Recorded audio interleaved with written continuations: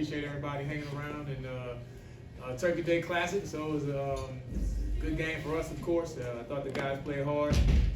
Coach James and those guys, they played extremely hard also. They came out to fight as they should have. And everybody understands it's the 99th Turkey Day Classic, so it's a lot to play for. So just really glad the way the guys ended. Sent the seniors out on the high notes. Some guys played extremely well. Of course, Bubba, those guys. So just really proud that it all came together in this last game. And now we can close the books on 23 and look for even better 24. Coach Keith Mims, WAGG 100.1 FM, 610 AM in Birmingham. Coach, y'all really came out fast today, of course, with the opening kickoff, taking it to the house. You then got another score in the first quarter. What did that mean to the team, getting out fast like that, and how did that really enhance your confidence? Yeah, really big. I'm gonna look at the stats, but I'm sure the games that we score first, we usually win. And so I think we're one of those teams with our defense and the way we run the football, and we can get off to a fast start that just really gets us going. And Flash, Robert McMahon had on the red Flash glasses today, gloves today, and so he had on the red one and the yellow one. I said you can't do red and yellow because that's Tuskegee color, so just pick red or yellow. So he went with red, and he showed you why he's that type of Flash guy, and everybody did great. Coach Gresham, our special teams coach, he's been doing just a fantastic job. Had some miscues, but overall for this year, I think he can be the special teams coach of the year in the FCS. He's won games with us on special teams, so it's just a great job. Coach, offense, defense, and special teams played exceptional today in all three areas. Would you say that this was probably one of the more complete games that you've had all year? Yeah, absolutely. We've had some games that were close to this. I look at the Jackson State game, we played extremely well, but then at the end, we had a penalty and they got back into the game. We had to figure out a way to win at the end. And so same thing with the Majesty Classic. We played a really good game, but then we had some mistakes at the end and we had to take a safety. But this game was one of those where we talked about that. Playing the game, getting off to a good start, and finishing the game. I think for us to be a really good team next year, the type of team we want to be, when we get up on teams, we got to be able to close the door like we did today. So it's something that we talked about, so the kids executed. It's something we can build back on for next year and say, hey, this is how we start a game and this is how we finish the game. How proud are you of your team and the response from last week until this week, how they turned it around? Yeah, just the whole year. You got to think we had some tough losses at home. You think about losing to Miles at home, then coming back and losing to Alcorn at home. So it was some tough losses in overtime. So to be at 1-3, the season could have went a lot of different ways. So everybody came back, and I told the kids last night, some days when I was feeling bad, skipping my bicycle rides and wondering where the season's going, and then I come back out there on Sunday and they come into practice and everybody's up, they're energetic, they're ready to go, and so I fed off of their energy. So it was one of those type seasons where the kids kept practicing and playing hard, the coaches did also, and we were able to get things moving in the right direction. So now we have to learn from that. Get off to a great start next year, and we're all going to start working on that. We wake up tomorrow morning, hey, this is the beginning of a new day, and so we're going to start working on 2024. Coach, tensions were high, at the pregame between both of the teams. A few remarks were exchanged. How were you able to settle down your team and allow them to play this well, this game? Yeah, I think it was lucky that we got lucky with that just because, Tuskegee's right down the road. We have a couple players that were on our team that now play with Tuskegee, so that was part of it, I think. And hey, boys gonna be boys, man. It's still a football game, and a lot of it's not like tennis or track where you shake hands beforehand. You're going out there to compete. And so the good thing that happened with us, we had the senior day, so I think that 30-minute window kind of helped us out to get everybody back focused on football. But you want that. My thing is be in control of yourself at all times. You got to play hard right to the edge, but of course you can't get the penalties.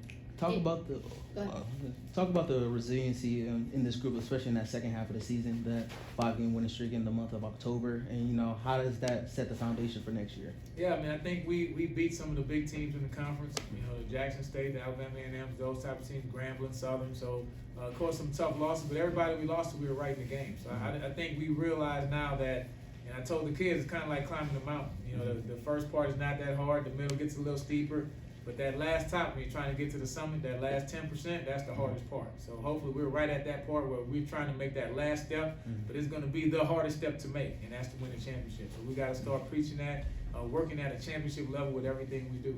Thank you, Coach. From Damon Stewart's first start at that FAMU game up until now, what have you seen progression-wise from him that you really liked heading into next year? He's just so much more comfortable. And I think, I think he's a kid that can really lead us to some really good places. He's still a young guy. He's still super emotional, and he's learning how to be a quarterback. But the one thing he has is the leadership ability. That's one of those things to me you're born with. I can't make you a leader. You got to have it inside you. So he has that part of it.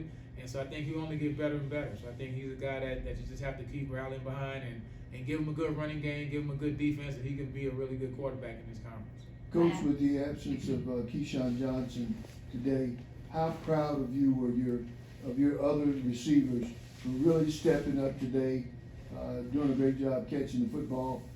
Damon really spread the ball around to a plethora of receivers today. Yeah, I mean, Will Sparks, those guys, Isaiah Scott, who's been a great player over here for us the last 2 years. Of course, Tyree Saunders. And so it was just really good to see those guys get touches. And so Keyshawn, we know he's an all-conference receiver, no doubt this year, led the league and everything, but you got to have it's a team game. And so nobody ever just kind of just straight double-teamed him, but if that was to ever happen, we know we have other guys that can come in and make plays. And it's good for their confidence going into the offseason also. I asked the players if, what grade they would give you this season, and in your second year, they did not give a grade. Okay. But I did ask them just how they felt about your performance this year, and they said that you really turned the culture around into a winning program. How would you say that you've done, and do you feel like you've also turned the program around? I mean, we're right there. I think going from not having a winning season to having a 6-4 and now a 6-5 to now 7-4 and been able to finish off strong, get onto a little streak of winning games and winning some big games on the road, that type of stuff. So we checked off a lot of boxes, but the biggest check is to win the SWAC championship. And I think that's where we're going to keep focusing on that. We're going to preach it. We're going to talk about it. We're not going to shy away from it. We know we want to be at a championship level. It's the expectation of the president and the AD and the fans. It's my expectation. So until we can do that, we're still in the hunt trying to get better. But I love the way that the team has kind of moved to that next direction of expecting to win. We're expecting to be a good team. The fans expect it of us. And so now week in and week out, year in and year out, we have to deliver of playing at that level of a championship level. So we're not there yet. We have a lot of hard work to do, but I think the kids are up for the challenge. Coach, it was your last time coaching your son. Were there any? I asked you on Monday, we're gonna be any teardrops. Have you seen any emotions? And I've been coaching Jacoby since he was in every sport, track, basketball, football, wherever he plays. So yeah, it is a little bit because now he's moving on to that next step, and for me, it's just been a blessing. I definitely thank President Ross, the AD, for putting me in this position where he could transfer in and play for me and play for the last 2 years. And that's. I think anybody, if you have a son or have a child that's playing sports, and you get to coach them, but then to coach them at the collegiate level is rare. That doesn't happen a whole lot. So I'm very, very blessed. I feel fortunate. If I never coach another game at Alabama State, I'm very fortunate to have coached my son for the last 2 years. I'm always appreciative of my alma mater for giving me that opportunity. Coach, first 7-win season here at Alabama State since 2013. Great accomplishment. 2 losses early in the year here at home at the buzzer with Miles and Alcorn. You could be looking at 9-2 right now, Coach.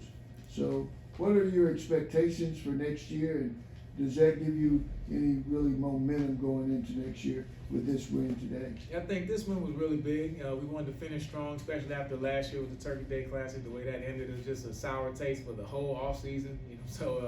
Yeah, but to me, I look at it, what should have happened, happened. So I tell the kids we're a 7-4 team, and that's where you should be. So if you want to be more than that, you have to go out there and earn it. So we know what we have to do.